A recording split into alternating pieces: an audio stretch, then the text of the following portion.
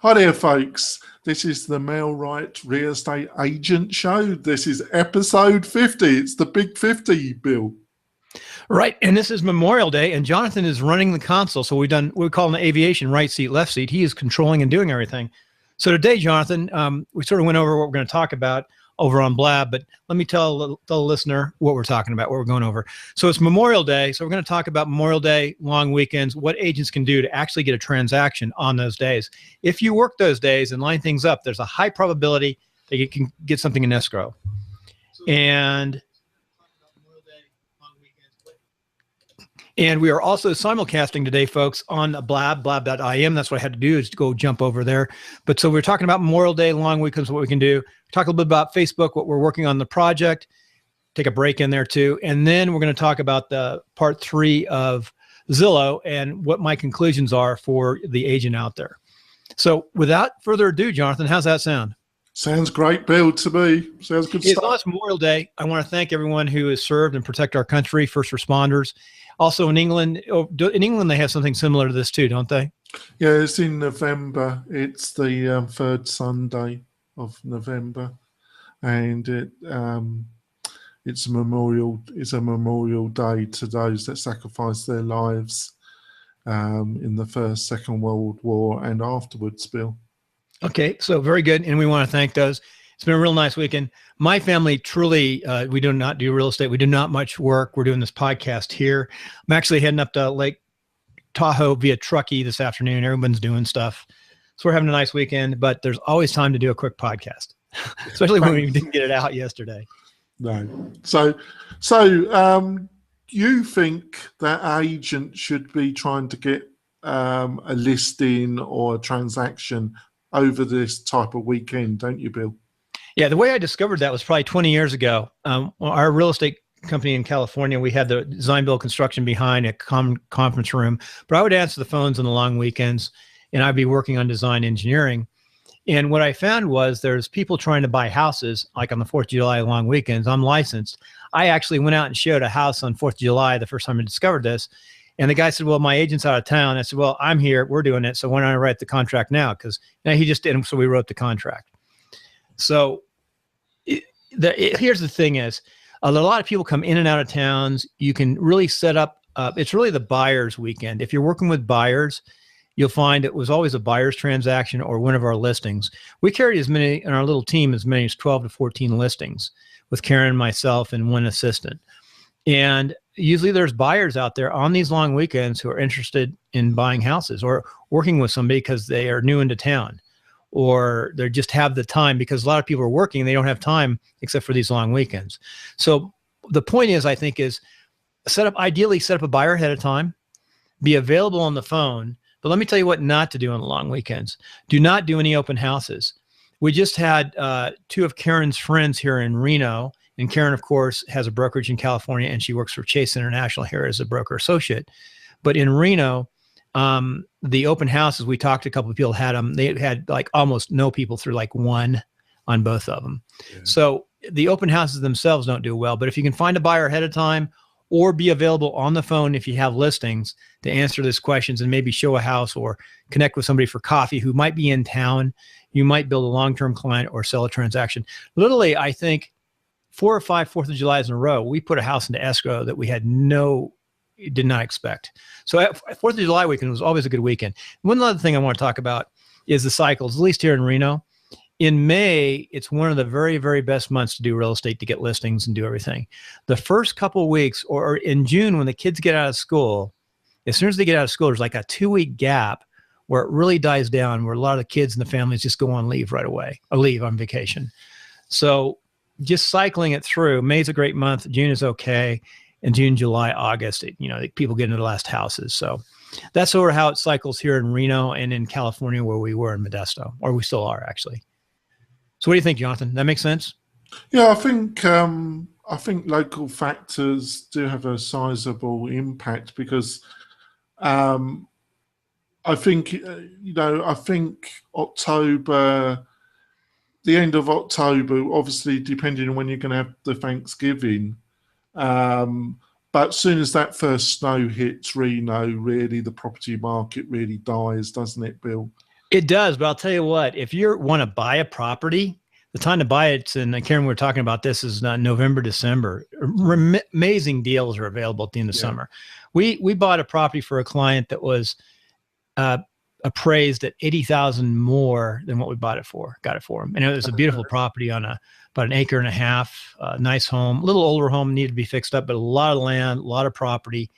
And it's just gorgeous up in northern Reno, and some big parcels up there in the foothills. You sold it to me, Bill. No. He's a good salesperson, folks. No, but it's a good time. I mean, anytime you get a house on 80,000 under appraisal, you're in great shape. That's an amazing deal, that is, isn't it, Bill? You could literally possibly turn around and get a second on that and do a zero down. That doesn't happen very often. It was about I think it appraised for a little over 320, 330 or something. I forgot what they bought it at. They got it at like 250 or something. It was a good deal. Karen, that was good. That's just a great time of year to buy a house around Reno. Though we don't know, with all the new industry and Tesla coming in, we don't know what'll happen here. Nobody knows. So, do you want to move on now, Bill, a little bit on about Facebook? Let's take a 2-second break, and then we'll move back into Facebook. Okay, folks, we're coming off the break, and I'm going to let Jonathan talk about Facebook. Facebook, and I'm going to talk about this too. There's only so much bandwidth you have, but Facebook is really unique, and we do know that there's a couple different organizations out there who charge quite a bit, like $1,500. Can we say water cooler? Is it water cooler? Who are the groups? Curator. They charge a lot of money, but the people we know, the professionals across the country who are using them, are having good results. But $1,500 a month is a big chunk of change. So it's like running a little brokerage. I mean, our budget was about $5,000 for advertising, but for a single agent or a small team, that's a good chunk of change. So Jonathan, tell me about Facebook and we'll talk about how we might use Facebook to generate leads. Now, I'm not sure buyers or sellers. Let's look at both sides, what we can do.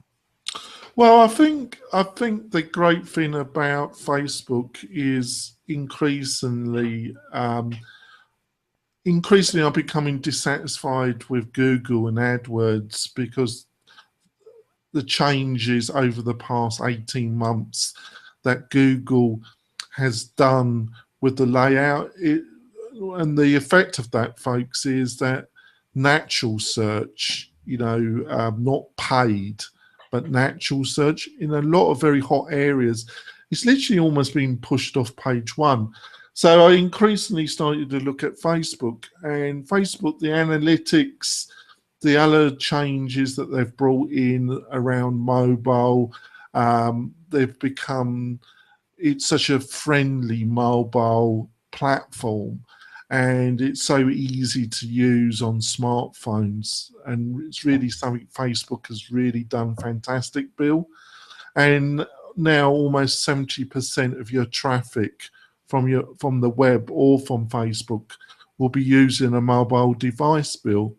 And also they've added such a number of refinements that allow you to really home in to a target audience, Bill, in a way that you just can't do with Google AdWords.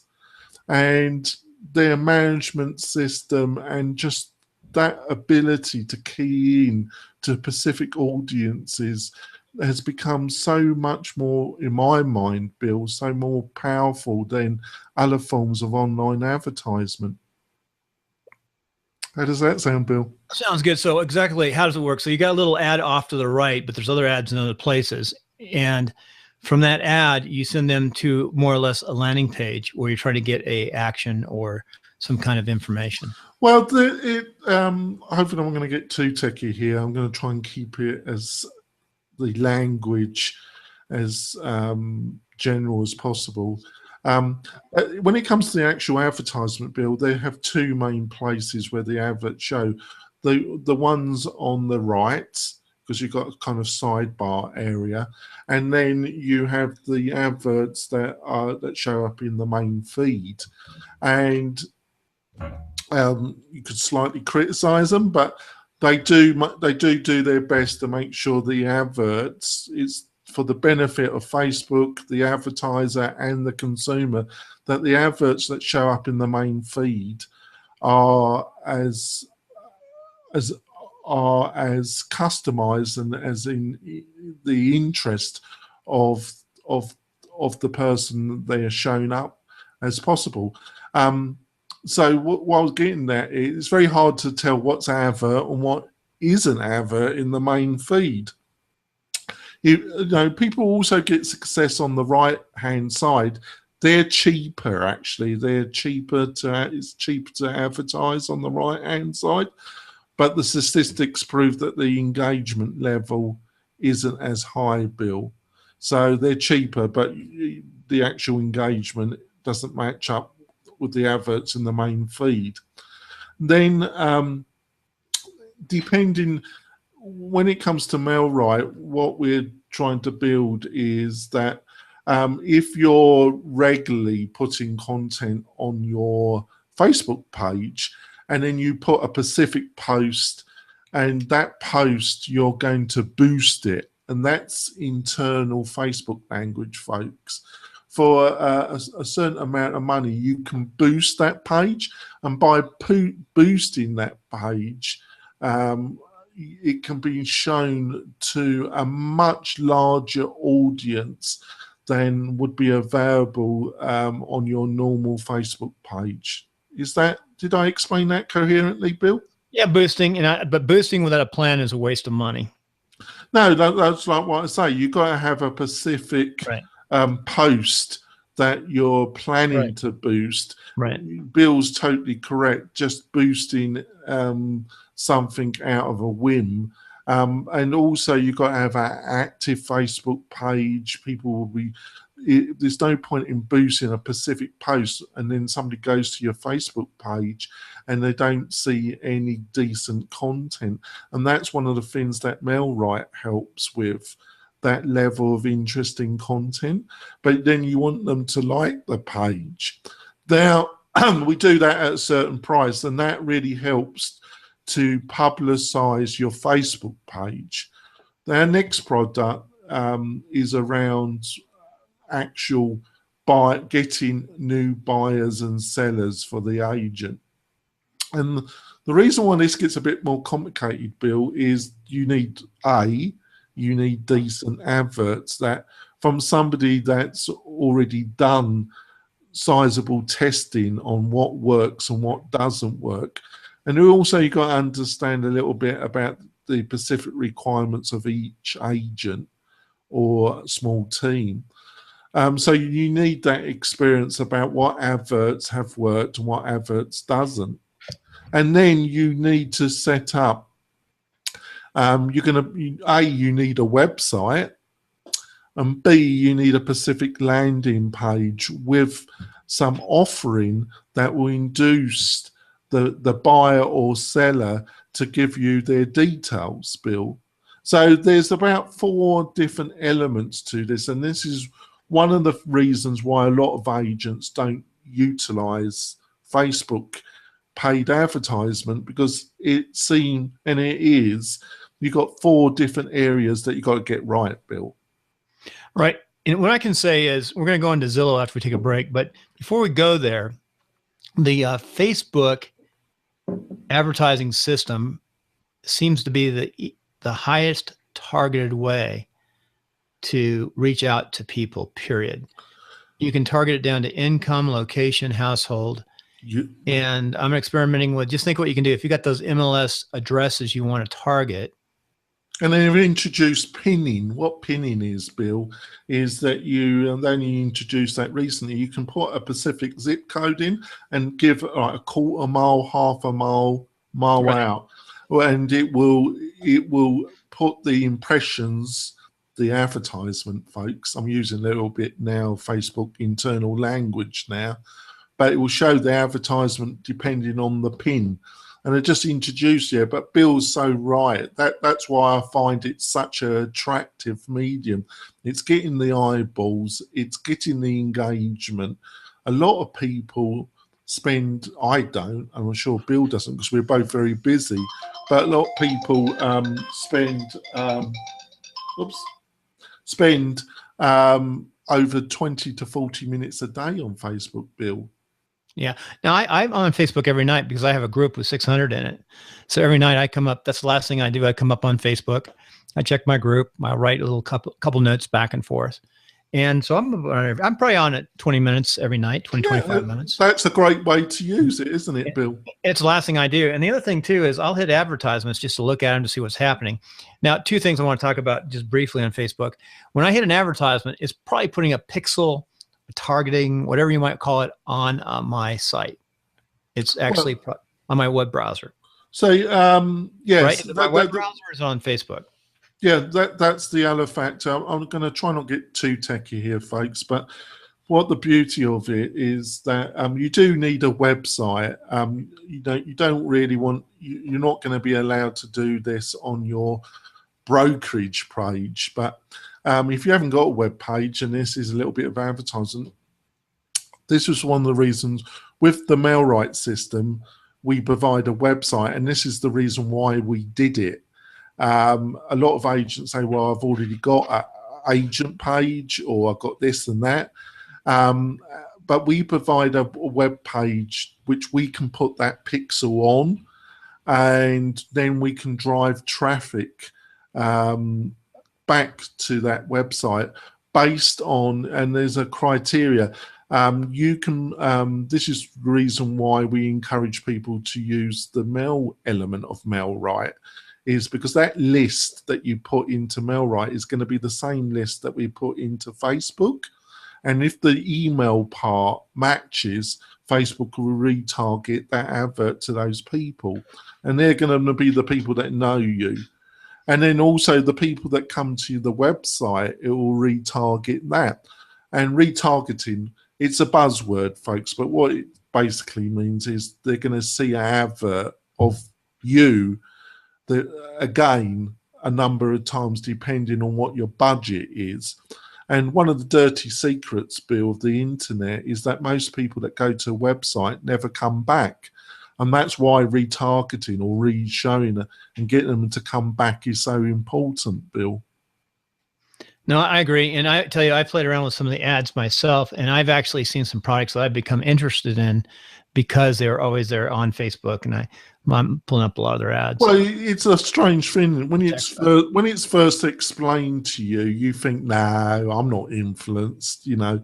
But you are, aren't you, Bill? If you really see the thing, gives you more exposure. You do tend to go back to the website, don't you, to re-look at it, don't you, Bill? Relationships in real estate, or really anything, are built like this. You first meet a person, and there's like a little thread. And then when you meet them online, that thread is like basically real thin. Yeah. And then if you're going to make another relationship, it's like throwing another piece of twine. Once you meet them, the more threads you get there in the relationship, it becomes a piece of rope. So I think that's an excellent. Thank you for that, Bill. I actually think that's a fantastic way of explaining it. Actually, Bill, spot on. I'll give you. He's actually explained. I'm going to write that one off. Oh, you can watch it. We'll have it in this. That's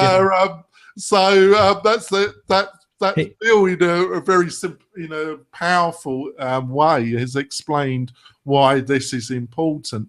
But then you get on to when you're looking for new, especially on the, I think any experienced agent are really looking for sellers.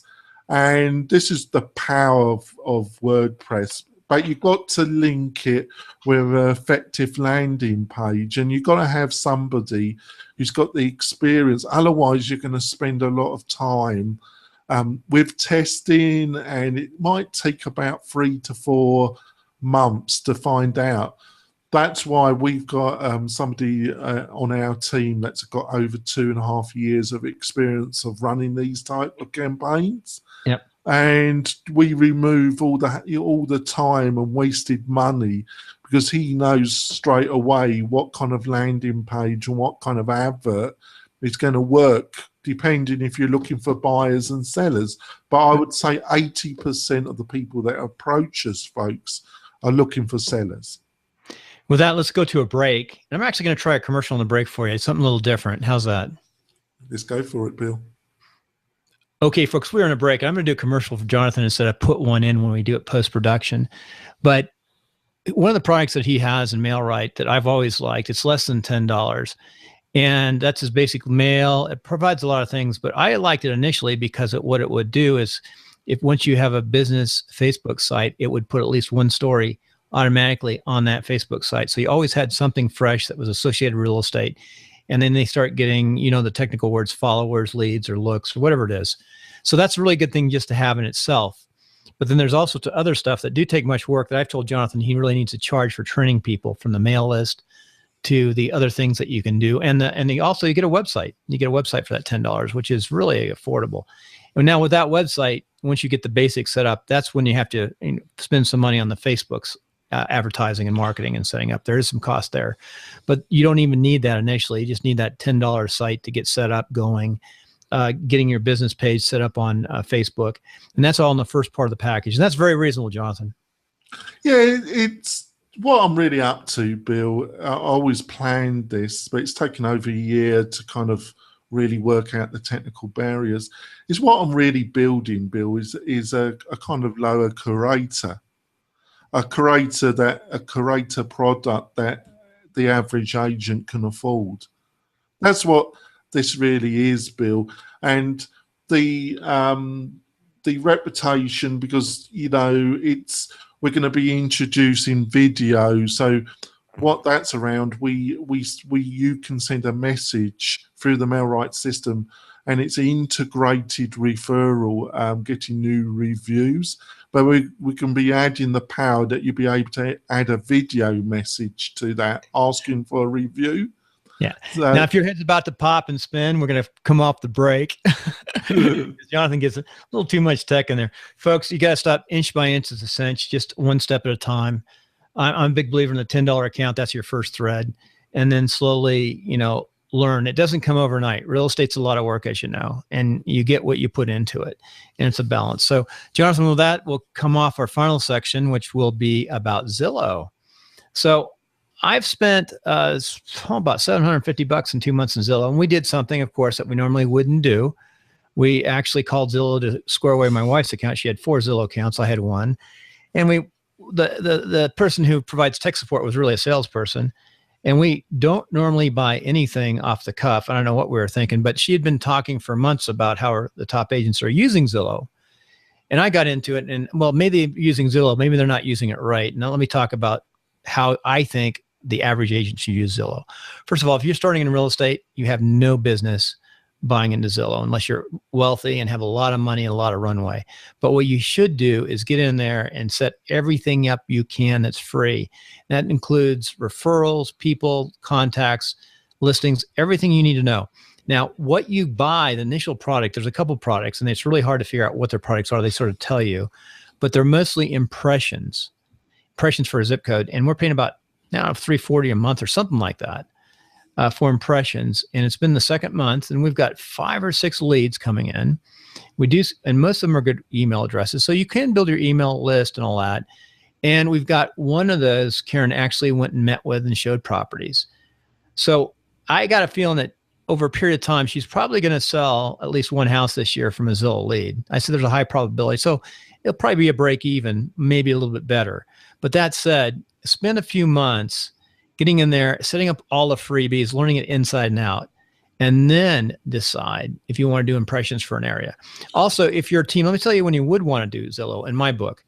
If you're a team, and we have a team set up right now, Karen's the broker and I'm below on the team. If you could get 3 or 4 people below you as buyer's agents and you focus on the listings, and what that is Zillow is really a lead generation for buyers. So the call would come into you, you talk, maybe meet with coffee or something. That's ideally bring them in the office, introduce them to one of your buyer's agents. Then you take 50%, of course, of the buyer's agent because you're providing the lead. There are brokers and teams doing that right now, and they spend a lot of money on Zillow, maybe a couple $1,000s a month. And all they're doing is they're just answering those phone calls when they come in. So yeah, that said, I would not have bought it in retrospect. Yeah. I think you said some fantastic things there. I agree with 90% of what you said, Bill. Where I would slightly differ are these. I would, like what Bill said, I would learn as much about Zillow as possible. I think on reflection, I think it's a typical situation, Bill. You, especially your wife, was highly influenced by other agents in our office saying that this works for me. And it's like she was prepared to buy almost. The other thing is learn as much about it as possible and feel like what Bill's just said, fill in everything, but also understand you've got to get positive reviews on that free Absolutely. And 5 5s, Jonathan, 5 5s. At least 5. No, I'm saying 5 5s, 5 stars, 5 everything. Don't worry about it. But have a period of time that one of your objective is to get as many quality reviews on that free Zillow account. And it's not going to be totally easy. This is why Mailrite, why we had a review platform, because we feel that we're providing a system to assist you, where it's because it is not easy to get people to fill in that Zillow review.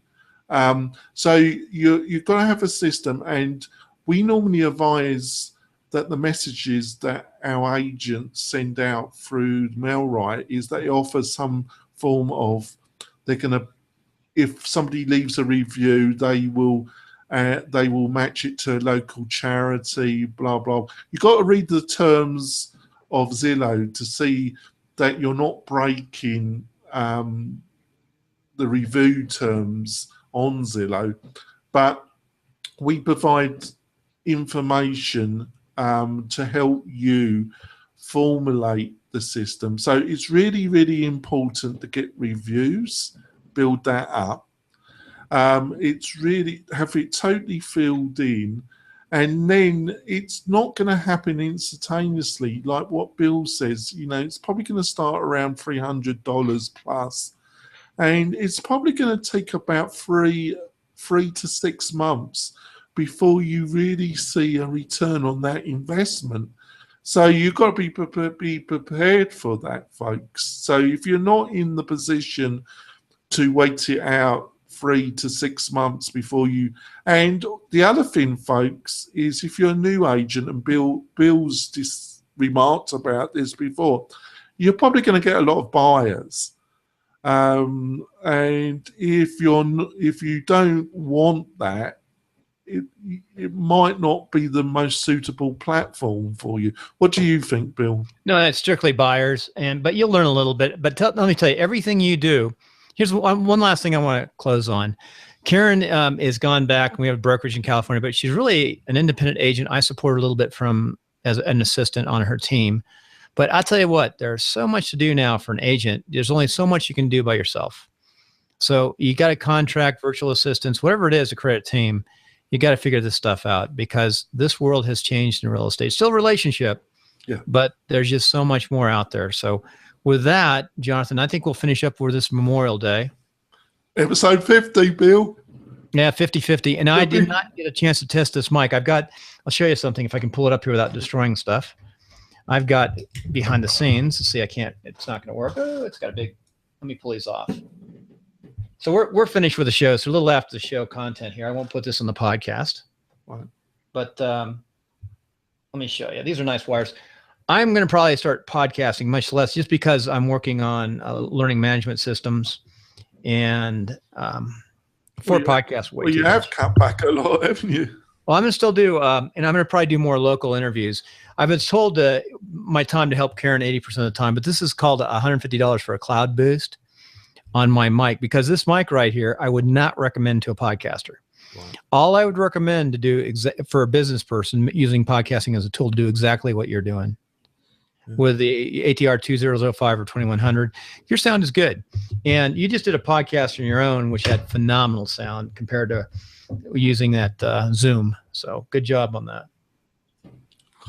Right, yeah, so we're going to end the show, folks. We'll see you next week, hopefully. And where we'll be doing more. Like I said, folks, we're about the bread and butter side of the industry. We talk about the dirty side, how you actually become a top performer. I'm not against the other podcasts, folks, but they tend to interview the top people all the time. we will talk to experts, but we're about the nitty gritty, really, aren't we, Bill? Right. And, other agents. Yeah, I agree. And I would also want to find those agents who aren't top producers, but who are having success in building their agents that first 1 or 2 years in real estate. Because once you make it through a couple of years in real estate, you can have a very good living once you figure it out, as long as you don't move to another city. That's so right. What I think people are really interested in, folks, is those people that get in the initial success and how they're getting it. And that's hopefully we're going to be providing for you. So see you next week, folks. Bye. Bye. Hey, Jonathan, stay on. Let's just shut off the live. Just shut off the broadcasting.